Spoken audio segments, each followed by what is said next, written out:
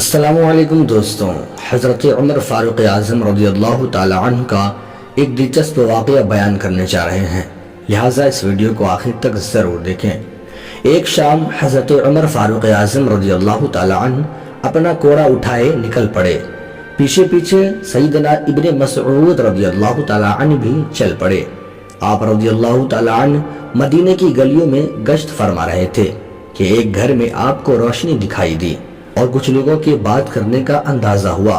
حضرت عمر فاروق اعظم رضی اللہ تعالی عنہ گھر کے قریب ہوئے اور دیکھا کہ ایک بوڑھا شخص ہے جس کے سر کے بال سفید ہو چکے ہیں، وہ بیٹھا ہے اور اس کے سامنے شراب پڑی ہوئی ہے، اور ایک لونڈی ہے جو اس بوڑھے کے سامنے ناچ رہی ہے۔ حضرت عمر فاروق اعظم رضی اللہ تعالی عنہ دروازے سے داخل ہونا چاہے لیکن دروازہ بند تھا، تو آپ رضی اللہ تعالی عنہ چھت کے ذریعے اس کے گھر میں بغیر اجازت کے داخل ہو گئے۔ بوڑھا شراب کی نشے میں اس طرح ڈوبا ہوا تھا کہ اسے خبر تک نہ ہوئی کہ امیر المؤمنین اس کے قریب پہنچ چکے ہیں۔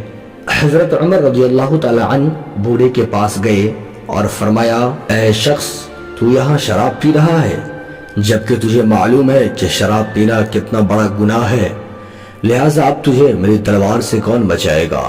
وہ شخص کھڑا ہوا اور کہنے لگا، یا امیر المومنین، میں نے جرم کیا ہے لیکن مجھ سے زیادہ بڑے جرم کو آپ نے انجام دیا ہے۔ آپ نے ہماری جاسوسی کی، حالانکہ جاسوسی کو آپ نے جرم قرار دیا ہے، اور آپ نے بغیر اجازت ہمارے گھر میں بھی داخل ہو گئے، جو ایک جرم ہے۔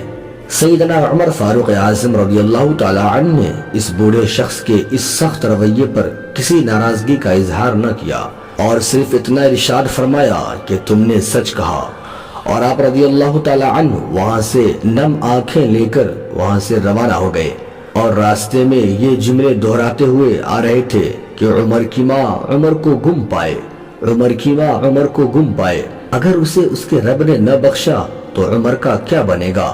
پیارے دوستوں، یہ لاکھوں مربع میل پر حکومت کرنے والے امیر المومنین حضرت عمر فاروق اعظم رضی اللہ تعالی عنہ کا اپنی رعایا سے برتاؤ کے متعلق خوف خدا تھا۔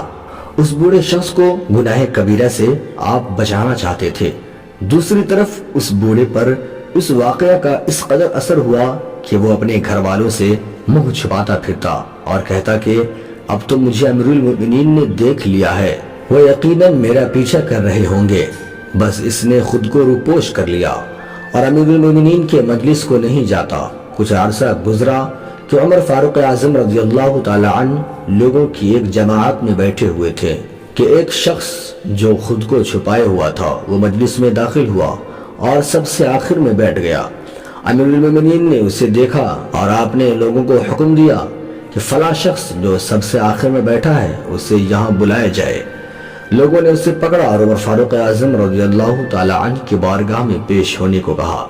اس شخص پر خوف طاری ہو گیا، اسے اپنا انجام نظر آ رہا تھا، کیونکہ یہ وہی شخص تھا جسے کچھ عرصے پہلے حضرت عمر فاروق اعظم رضی اللہ تعالی عنہ نے شراب کے نشے میں پکڑا تھا۔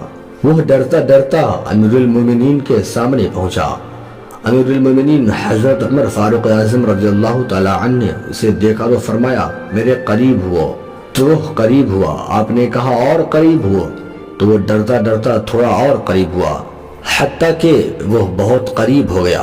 اس شخص کے کان میں حضرت عمر فاروق اعظم رضی اللہ تعالی عنہ نے کہا کہ خبردار اس ذات کی قسم جس کے قبضے میں میری جان ہے، میں نے تجھے اس حالت میں دیکھا تھا لیکن میں نے کسی بھی لوگوں سے اس بات کا ذکر نہ کیا، یہاں تک کہ ابن مسعود رضی اللہ تعالی عنہ کو بھی نہیں بتایا کہ اس دن کیا معاملہ ہوا تھا۔ اس نے جب یہ بات سنی تو جان میں جان آیا اور امیر المومنین کے چہرے پر نگاہ ڈالی اور کہنے لگا، اے امیر المومنین، اس ذات کی قسم جس نے محمد صلی اللہ تعالی علیہ وسلم کو رسول بنا کر بھیجا ہے، میں نے بھی اس دن کے بعد کبھی اس گناہ کی طرف نہیں لوٹا۔ یہ سننا تھا کہ حضرت امیر المومنین عمر فاروق اعظم نے بلند آواز سے اللہ اکبر کا نعرہ بلند کیا، جو مجلس میں تمام لوگوں نے سنا۔ آپ نے خوشی کا اظہار کیوں فرمایا؟ وہاں بیٹھے کسی بھی لوگوں کو کانوں کان تک کی خبر نہ ہوئی۔ وہ شخص اٹھا اور خاموشی سے چلا گیا اور حضرت عمر فاروق اعظم کی ہر مجلس میں اب شرکت